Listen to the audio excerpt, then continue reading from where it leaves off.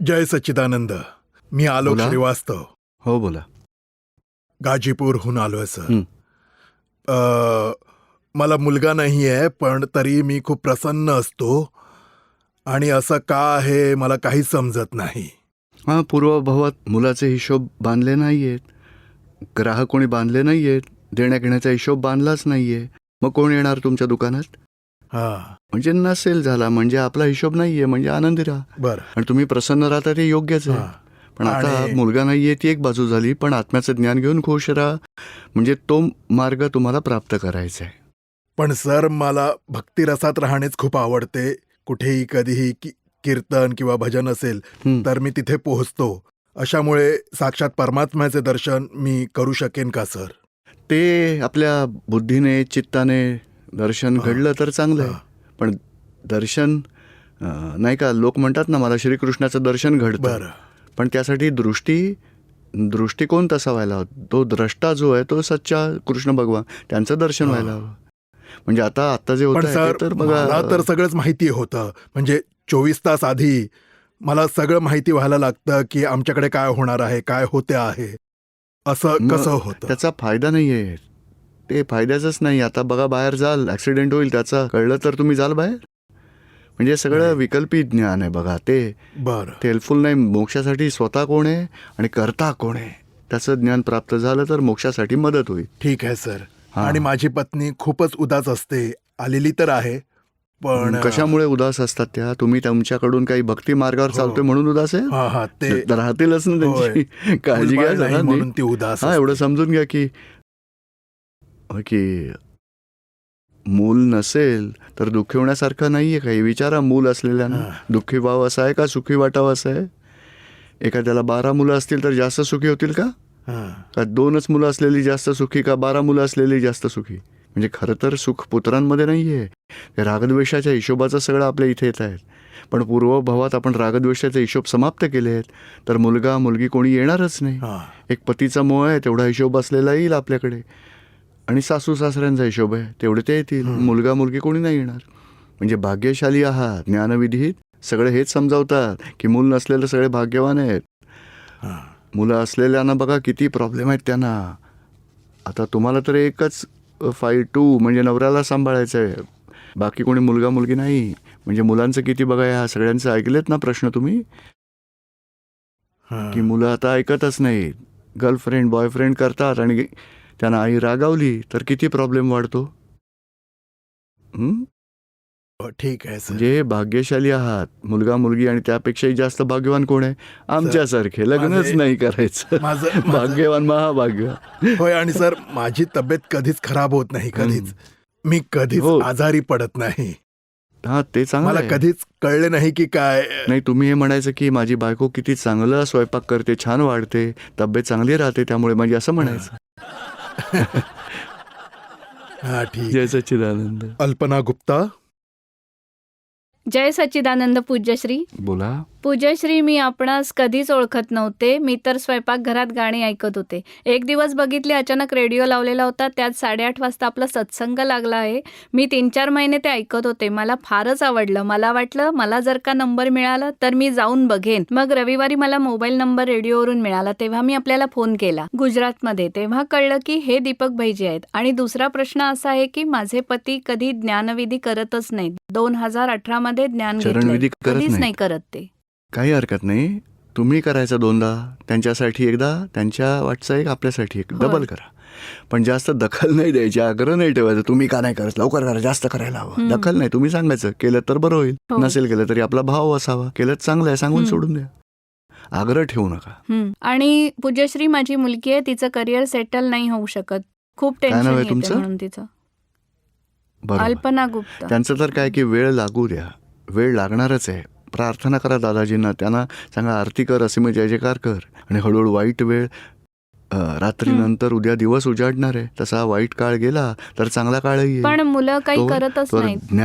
ज्ञान पक्क करा. कोणत्याही परिस्थितीत विचलित व्हायचं नाहीये. त्रासात राहू नये, आनंदात राहू शकू एवढं ज्ञान मजबूत करा. जेव्हा इतर काही जॉब नसेल, काही ॲक्टिव्हिटी म्हणजे बिझनेस जॉब चांगला नसेल चालला, सत्संगात धंद्यात मंदी असेल तर सत्संग जोमाने करायचा आणि ज्ञानावरची पकड मजबूत करायची. म्हणजे नंतर कोणतेही दुःख टच नाही होणार. धंद्यात किंवा जॉबमध्ये काही लॉस झाला, काही नुकसान झालं, कधी अपमान झाला, कधी दुःख झालं, अशा वेळी आपण ज्ञानात स्थिर राहू शकू असं ज्ञान सेट करायला हवं. वेळ असेल तेव्हा. नोकरी सुरू झाली की वेळ मिळणार नाही आहे, नंतर मग आणखी दुःखी की वेळ नाही मिळत चरणविधीसाठी ज्ञानवाणी वाचायला. म्हणून हा उपाय आहे की जेव्हा संयोग चांगले आहेत, बाहेर संयोग वाईट असतील, तरी ज्ञानाची समज पक्की करायची. होय. जय हो, सच्चिदानंद. जय सच्चिदानंद. जय सच्चिदानंद गुरुजी. बोला. मी डॉक्टर पवन दुबे, वाराणसी. हं.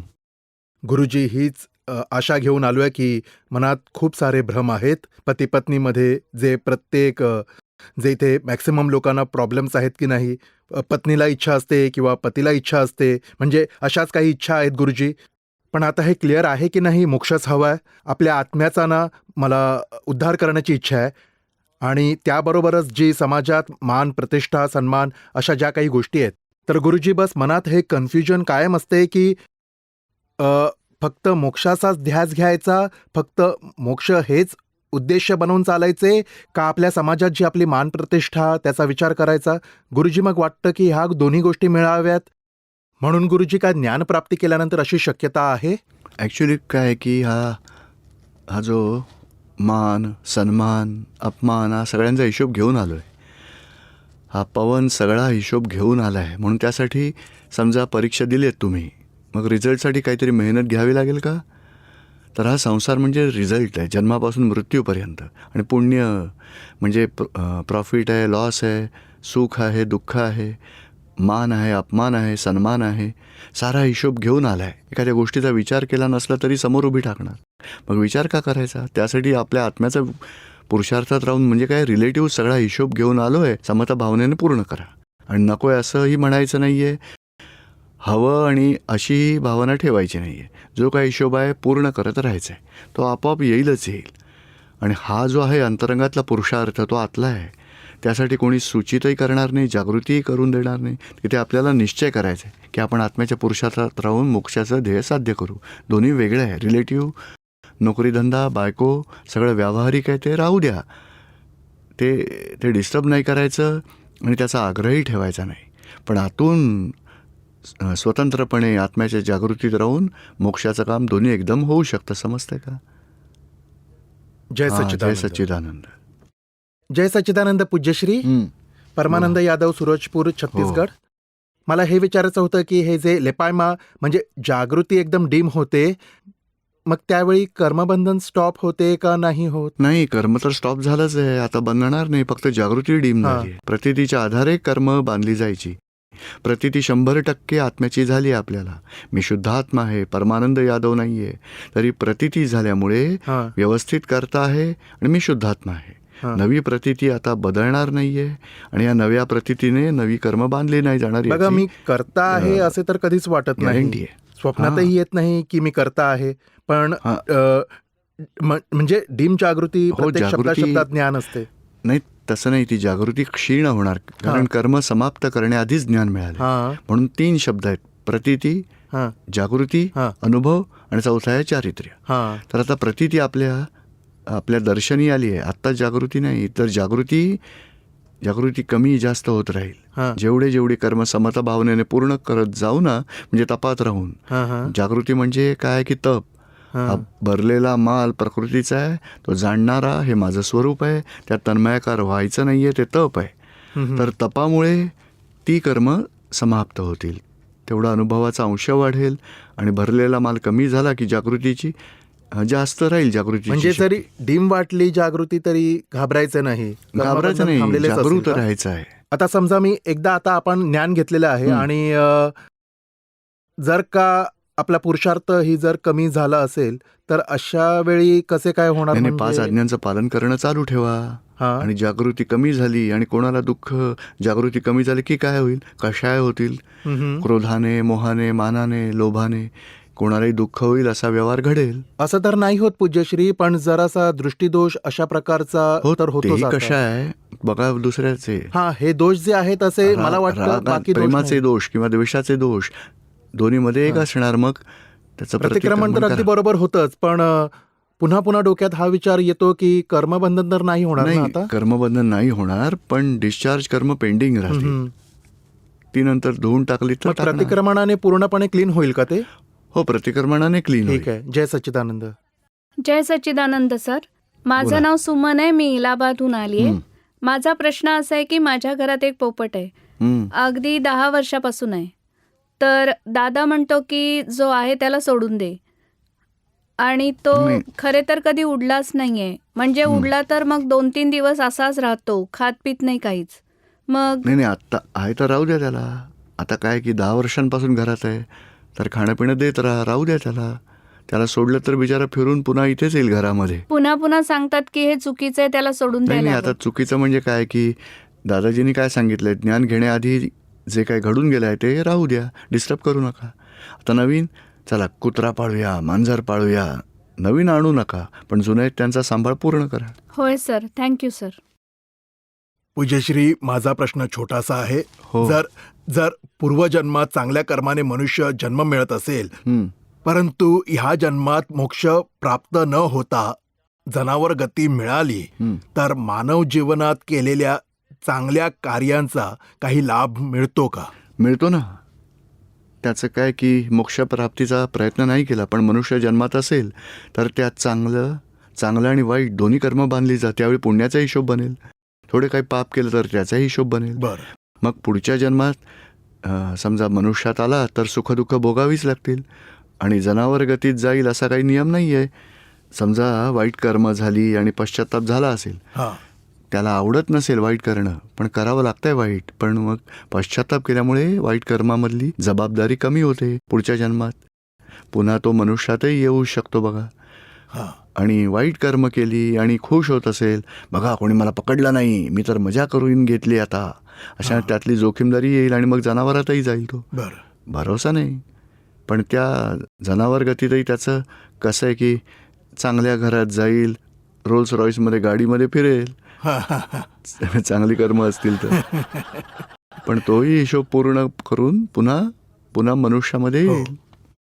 हो सर. आता आणखी असंही विचारायचं आहे हं. की म्हणजे सर 320 डिग्री पर्यंत प्राप्त होतं हं. आणि मग जनावर गतीत जात असेल तर मग काय त्यातून तो पुढे जाईल का? नाही मनुष्य दादाजींच्या ज्ञानानुसार तर 320 डिग्री असली तर नंतर जनावरात नाही जाणार. तसं अज्ञानदशेवाल्यात घडेल. हां. दादाजींच्या ज्ञानानंतर जनावरात नरकात जाणं बंद होतं बघा. तरी देवगतीत जाऊ शकेल जास्तीत जास्त, किंवा मनुष्य गतीत तो मग परत येईल आणि महाविद्या क्षेत्रात जाईल. बाकी जनावर गती आणि नरकगती ज्ञानानंतर समाप्त बंद जय होईल. सच्चिदानंद.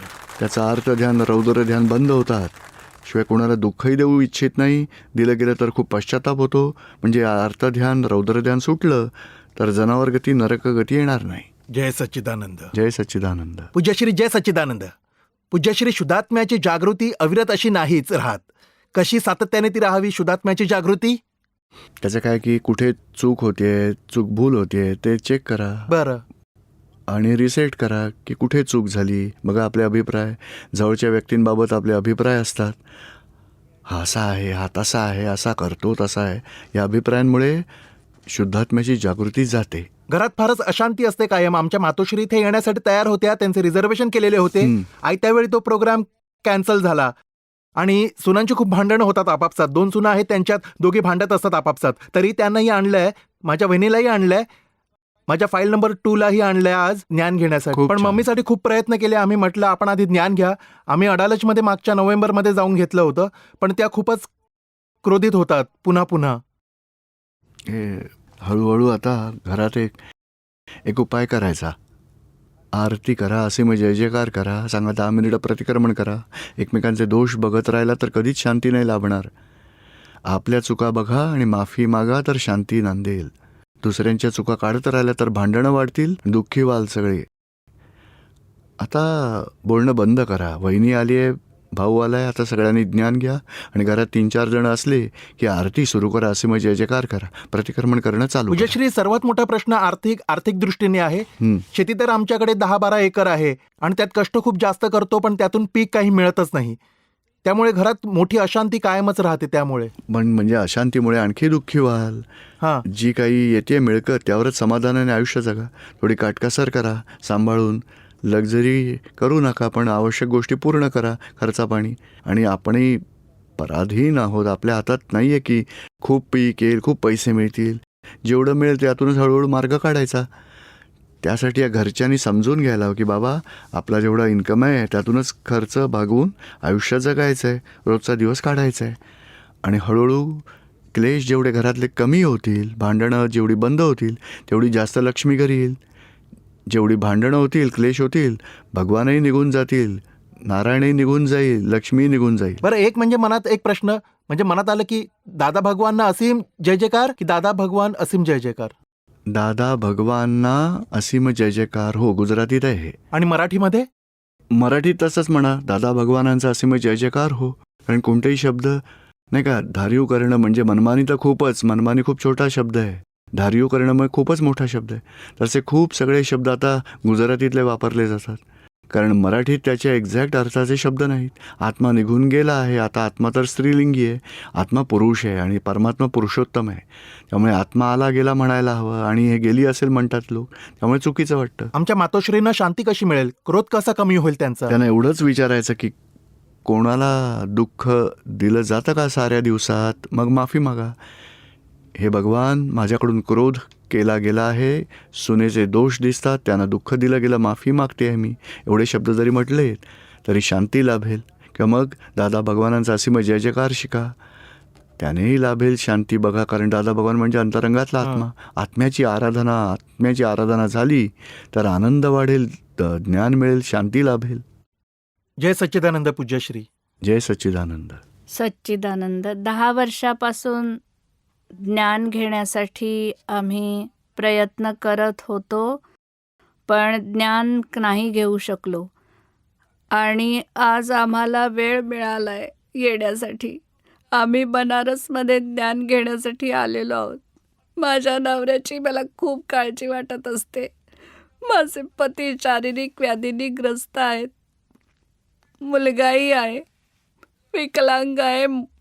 मोठा मुलगा, छोटा मुलगा आहे, जो कधीही काही बोलतच नाही, आपल्या मनाप्रमाणे वागतो. म्हणूनच आमच्या घरात आम्ही खूप दुःखी आहोत. कळत नाही काय करावं. फारच त्रास, दुःख आहेत. आता ज्ञान घ्या, हळूहळू हा वाईट काळही पूर्ण होईल आणि चांगला काळ सुरू होईल. तोपर्यंत समताभावनेने व्यवहार पूर्ण करा. खूप कष्टात आम्ही राहतो. हळूहळू दादाजींना प्रार्थना करायची, समता भावनेने व्यवहार पूर्ण करायचे. ज्यांचे पैसे घेतले, जे घेणारे देणारे आहेत, त्यांचंही प्रतिक्रमण करा की माझ्याकडून पैसे दिले जात नाहीत, माफी मागते. आमची भावना आहे एक एक पैसा कर्जाचा चुकता करू, फेडून टाकू. भावना ठेवा, संयोग जुळतील काही ना काहीतरी पुढे. जय सच्चिदानंद. पूज्यश्री जय सच्चिदानंद. बोला. आत्मज्ञान आणि अध्यात्म विज्ञान ह्यात काय फरक आहे? त्या अध्यात्म विज्ञानातूनच आत्मज्ञान मिळतं. दोन्ही एकच आहेत का? एकच म्हणजे काय की अध्यात्म विज्ञान म्हणजे असं आहे की आत्म्याचं ज्ञान म्हणजे आपण जसं पुस्तक वाचतो त्या पुस्तकातून आपल्याला भूमितीचं ज्ञान मिळतं. जसं अध्यात्म विज्ञान आहे त्यातून जेव्हा आपल्याला भेदविज्ञान आहे ते प्राप्त झालं तर आपल्याला आत्म्याची जागृती सुरू होते. मग आत्मज्ञान सुरू झालं की आत्मसाक्षात्कार होतो. आत्मविज्ञानाने आत्मसाक्षात्कार झाला असं म्हटलं जातं. ज्ञान, अज्ञान आणि विज्ञानाचा त्याच्या सानिध्यात असण्याचा अनुभव कोणाला येतो? तो स्वतःलाच येत असतो. आधी अज्ञानी होतो तेव्हा अहंकाराच्या स्टेजमध्ये होतो. ज्ञान मिळाल्यावरती स्वतः अंतरात्मदशेत येतो आणि विज्ञान स्वरूप झाल्यावर परमात्मदशेत तो स्वयं होतो. स्वतःलाच सगळ्या प्रकारचे अनुभव येतात. हे अज्ञानतेमुळे चुकीचं चालू आहे की मीच केलं आहे, मीच चंदू आहे, मी केलं. त्या कर्तेपणाच्या भावनेनेच संसारात भटकतोय. ज्ञानामुळे आता जागृती मिळेल, मी आत्मा आहे. त्यामुळे मग कर्ताभाव सुटला की आता अंतरात्मदशा आणि पूर्ण दशेत आला तर परमात्मदशा. जय सच्चिदानंद पूज्यश्री. हो, बोला. पूज्यश्री, मी 2007मध्ये ज्ञान घेतलं होतं दिल्लीमध्ये आणि त्यामुळे त्या कारणाने ज्ञानामुळेच मी म्हणजे खूप स्थिरतेत राहते आणि हे जे माझे जीवन चालू आहे ते चांगल्या प्रकारे की दादा भगवानांची आणि आपली कृपाच आहे. पूज्यश्री, मी आधी म्हणजे खूपच आधीपासून माझी इच्छा होती की माझ्या आईला खूप सफरिंग येतं घरामुळे, कुटुंबामुळे. तर ती तयार झाली आहे म्हणजे उद्या येण्यासाठी. पण ती म्हणजे तशी तिची इच्छा नाही आहे पण आणि माझ्या दोन्ही थोरल्या बहिणीसुद्धा तयार झाल्या आहेत येण्यासाठी. तर जर त्यांना ज्ञान मिळालं आणि त्यांनी जर ते फॉलो केलं तर त्यांच्यासाठी मी आणखी काय काही करावे? नाही, त्यांना शांती लाभेल असं करायचं, आनंदात राहतील असं वागायचं. होय. कमी जास्त होऊ द्या, नंतर होय. हळूहळू ते वाढेल. आणि बरं. दुसराही उपाय सांगायचा की टीव्हीवर प्रोग्राम आहे तो बघत राहा किंवा यूट्यूबवर सत्संग ऐकत राहा, काही पदं ऐकायची दादाजींची, असं काही उपाय करायचे. पुस्तकं वाचू शकत असतील तर वाचा कधी कधी. बरं आणि दीदीला पूज्यश्री. सांगायचं, बघा आईला सांगायचं टीव्ही प्रोग्राम बघा आणि यूट्यूबवरचा सत्संग दाखवा त्यांना, मग असे काहीतरी उपाय करा. बरं पूज्यश्री, एक गोष्ट आणि कधी झालं तर अडालजमला घेऊन या आणि तिकडे अगदी एका प्रोग्रामला आलात हिंदी शिबिरात तरी खूप आनंद मिळेल, वाटेल चांगलं आहे, सगळे लोक चांगले आहेत तिथे, म्हणजे हे सगळं चांगलं आहे याचा अनुभव येईल त्यांना. होय पूज्यश्री. पूज्यश्री, माझा मुलगा जो आहे फाईल नंबर 3, पूज्यश्री, त्याचे ना म्हणजे अशा साऱ्या गोष्टींमध्ये खूप मन रमते आहे, अध्यात्मात, ज्ञानात, साऱ्या गोष्टीमध्ये. पण अभ्यासात मात्र मन लागत नाही, म्हणजे तो त्यापासून लांब त्याला पळतो. सांगा त्याला ही प्रार्थना करून थोडा अभ्यास कर आणि पास हो, हळूहळू प्रगती कर. पास तर तो होतोच, पण त्याहून जास्त काही काही करत नाही. हरकत नाही. जरा बघा, हे जे प्रार्थनेचं पुस्तक आहे दादाजींचं, ती प्रार्थना करून अभ्यास केला तर चांगलं होईल. होय पूज्यश्री. हं? जय जय सच्चिदानंद. सच्चिदानंद. लखन जयस्वाल, माझी इच्छा आहे की माझ्या आयुष्यात खूप यशस्वी व्हावे, पण पुन्हा विचार येतो की मला मनुष्याचा जन्म मिळालाय, ज्यातून मला मोक्ष मार्गावर जाण्यासाठी काम करायचे आहे. मग आता मी काय करू? मार्गदर्शन करावं. लखनजींना संसारात यशस्वी व्हायला पुढे जाऊ द्या आयुष्यात. पण तुम्ही लखनजी काय करतायत ते ज्ञानात राहून जाणून घ्या. दोन्ही कामं करू शकता. मी सुद्धा तेच करायचो. दीपक अभ्यास करायचा, नंतर नोकरी करायचा आणि मग मी ज्ञानात राहायचो. ते माझं काम होतं. नोकरी करण्याचं काम दीपकचं काम होतं. दोन्ही आपापलं वाटून घ्यायचे, म्हणजे दोन्ही एकमेकांबरोबर चालायचे. बघा, लखनौ कुमारचं जे आहे ते एका जन्माचा तो हिशोब म्हणून डिस्चार्जमध्ये आला आहे. पूर्ण करावं लागेलच, थांबवू नका ते. हां. मग पूर्ण होऊ द्या. यश मिळेल, अपयश मिळेल, कामात प्रगती होईल, सगळे व्यवहार मग पूर्ण होऊ द्या. पण तुम्ही आतून 5 आज्ञांमध्ये राहा. लखन वेगळा आहे, मी शुद्धात्मा आहे. दीपक भाई, दृष्टी फारच बिघडते आणि भावना पण खूप वाईट येते. कोणाची मनात. बिघडते, शुद्धात्म्याची का लखनची? लखनची. तर मग प्रतिक्रमण करून घ्या लखनकडून. करतो मी, पण तरी चुका हां, होतच राहतात. होणारच, कारण हा तर भरलेला माल खचाखच भरलेला आहे. म्हणूनच माफी मागायची, जोरदार प्रतिक्रमण करायचं. विषय विकारही खूप होतात. हो, पण एक जिवंत व्यक्तीबरोबर नवरा बायको व्यतिरिक्त कुठेही बिघडवायचं नाहीयेत. टच सुद्धा करायचं नाही. आणि मनात जेव्हा भाव बिघडतात त्याचं प्रतिक्रमण करायचं. हळूहळू आपण पुढे जात राहू. दीपक भाई, मी आपल्याला आणि इथे उपस्थित साऱ्या महात्म्यांना सहृदयपूर्वक धन्यवाद देऊ इच्छितो, ज्यांच्यामुळे इथे पुन्हा प्रत्यक्ष सत्संग होऊ शकलाय.